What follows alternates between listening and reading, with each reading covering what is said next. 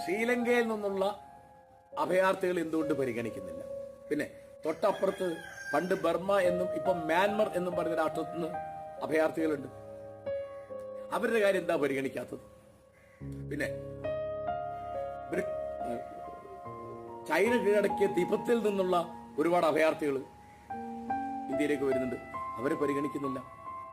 ഇങ്ങനെ രോഹിംഗ്യ, നേപ്പാളിൽ നിന്നും ഭൂട്ടാനിൽ നിന്നും ഒക്കെ വരുന്നുണ്ടാവും. അപ്പോ ഈ അഭയാർത്ഥികളെ പരിഗണിക്കുമ്പോൾ ഈ 3 രാഷ്ട്രങ്ങളെ മാത്രമാക്കി എന്തുകൊണ്ട് ചുരുക്കി? അത് നമ്മൾ ഉത്തരം കണ്ടെത്തേണ്ടതാ. ഇനി വേറൊരു ചോദ്യം, ഈ നിയമത്തിൽ എടുത്തു പറഞ്ഞൊരു കാര്യം, അഫ്ഗാനിസ്ഥാൻ, പാകിസ്ഥാൻ, ബംഗ്ലാദേശ് ഈ 3 രാഷ്ട്രങ്ങളിൽ നിന്ന് വരുന്ന കൂട്ടത്തിൽ തന്നെ ഹിന്ദു, ക്രിസ്ത്യൻ,